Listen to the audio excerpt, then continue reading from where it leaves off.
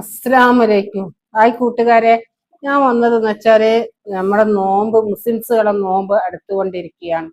അത് നമ്മൾ വ്രതം എടുക്കാൻ നമുക്ക് ഫറലായ കാര്യമാണ്. അത് നമുക്ക് പടച്ചോൻ തന്നൊരു വരദാന്യമാണ്.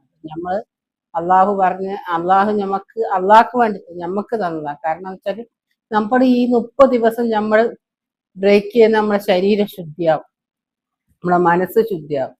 ഇതിനൊക്കെ നല്ല ഒരു കാര്യമാണ്. അതുകൊണ്ട് എല്ലാവരും നോമ്പ് എടുക്കുന്നുണ്ട്, എല്ലാം പറയാ. അത് പറതായ കാര്യമാണ്. അതുകൊണ്ട് എല്ലാവരും നോമ്പെടുത്ത് അള്ളാഹു നമുക്ക് അതിനുള്ള ആരോഗ്യത്തിന്, ആയുസ്സിന്, സാമ്പത്തിക ശേഷിയും ഒക്കെ അള്ളാഹു ചെയ്തു തരട്ടെ. നമ്മളെ മനസ്സും ശരീരവും അള്ളാഹു ശുദ്ധിയാക്കി തരട്ടെ. പിന്നെ നമ്മളെ നോമ്പ് സ്വീകരിച്ച് തരട്ടെ അള്ളാഹു. അള്ളാഹു ഏറ്റവും നല്ല വിശാലമായ സ്വർഗം അള്ളാഹു തരട്ടെ നമുക്ക്. പിന്നെന്ന് വെച്ചാല് നമ്മൾ ചെയ്യേണ്ടതെന്ന് വെച്ചാല് സക്കാത്ത് കൊടുക്കണം. കഴിവുള്ളവർ കൊടുത്താൽ മതി, കഴിവില്ലാത്തവർ കൊടുക്കണ്ട. അത് പരസ്യമായിട്ട് കൊടുക്കണ്ട. പരസ്യമായിട്ട് കൊടുത്തോണ്ട് യാതൊരു ഒരു ഗുണം ഉണ്ടാവില്ല. നമ്മൾ വലത് കൈ, റസൂലുള്ള പറഞ്ഞിന്, വലത് കൈ കൊണ്ട് നിങ്ങൾ കൊടുക്കുന്നവരെ ഇടത് കൈ അറിയാം. ഓരോരുത്തർക്കും ഓരോരോ വിഷമങ്ങൾ ഉണ്ടാവും.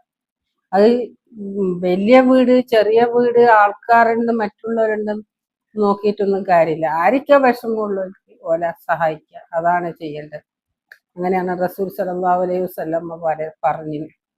പിന്നെ അള്ളാഹു നമ്മളെ എല്ലാ വിഷമങ്ങളും തീർത്തേട്ടെ. നിങ്ങൾ എനിക്ക് വേണ്ടി പ്രാർത്ഥിക്കണം, എൻ്റെ കുടുംബത്തിനും എൻ്റെ മക്കൾക്കും എല്ലാവർക്കും വേണ്ടി പ്രാർത്ഥിക്കണം. അതേപോലെ ഞാൻ നിങ്ങൾക്കും വേണ്ടി പ്രാർത്ഥിക്കാം.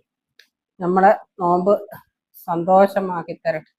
നോമ്പ് എല്ലാവർക്കും അനുഷ്ഠിക്കാം, ആരെയൊന്നുമില്ല, ജാതി മതമൊന്നുമില്ല, എല്ലാവർക്കും അനുഷ്ഠിക്കും. നല്ലതാണ് നോമ്പ് എല്ലാവർക്കും.